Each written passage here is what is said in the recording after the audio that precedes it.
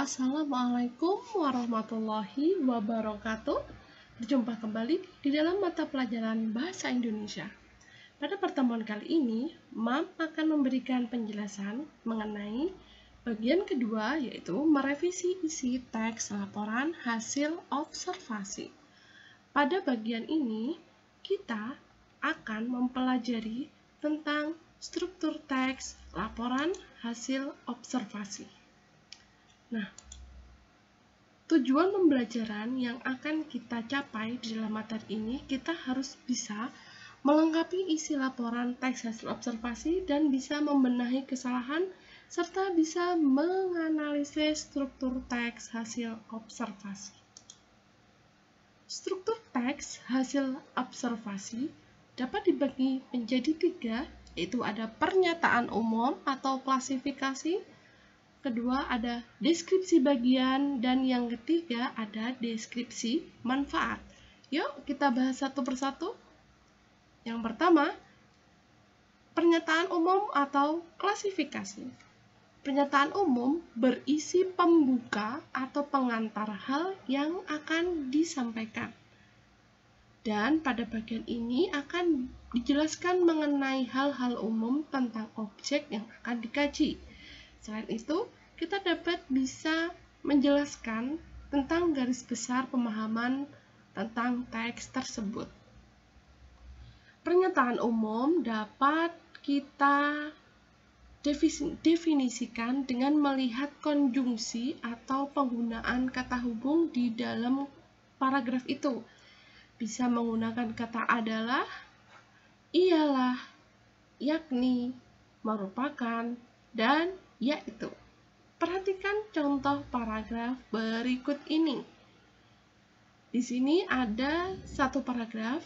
Di dalam paragraf ini merupakan pernyataan umum.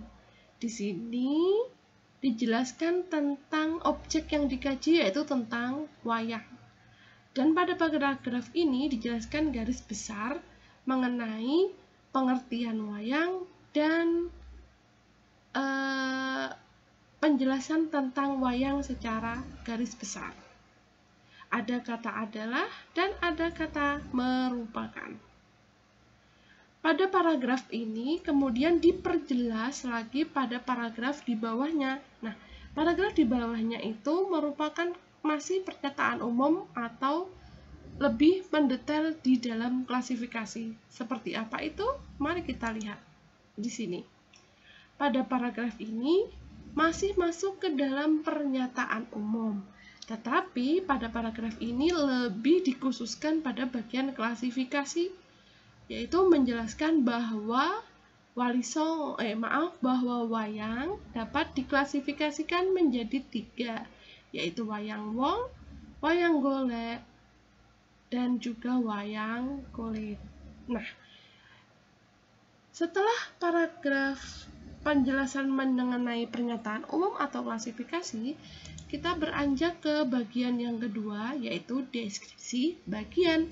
Pada bagian ini, paragraf yang berikutnya menjelaskan mengenai objek atau bagian-bagian yang dijelaskan di dalam teks.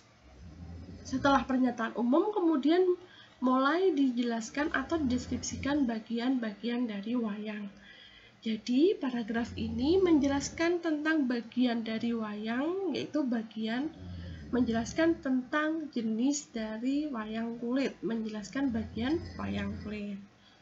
Mulai detail tentang pembahasan wayang kulit. Kemudian bisa kita cermati lagi, pada paragraf berikutnya lagi kita menemukan deskripsi bagian, yaitu penjelasan tentang bagian dari wayang, yaitu wayang wong. Jadi paragraf ini khusus menjelaskan tentang wayang wong. Berikutnya masih masuk ke dalam deskripsi bagian. Di bagian ini atau di paragraf ini penjelasan secara detail mengenai bagian dari wayang golek. Nah, setelah penjelasan tentang deskripsi bagian, kemudian sebuah teks laporan hasil observasi harus ditutup atau di bagian akhir biasanya jelaskan tentang deskripsi manfaat, yaitu tentang manfaat dari objek yang diamati itu memiliki manfaat apa sih dalam kehidupan. Nah, biasanya deskripsi manfaat ini di dalam teks laporan hasil observasi berada di bagian akhir. Bisa kita lihat kenapa pada paragraf ini masuk ke dalam deskripsi manfaat, karena pada paragraf ini menjelaskan tentang manfaat dari wayang. Bisa ditandai dengan kata dapat dimanfaatkan, bermanfaat, digunakan sebagai. Nah, penanda-penanda ini menjelaskan bahwa paragraf ini merupakan deskripsi manfaat.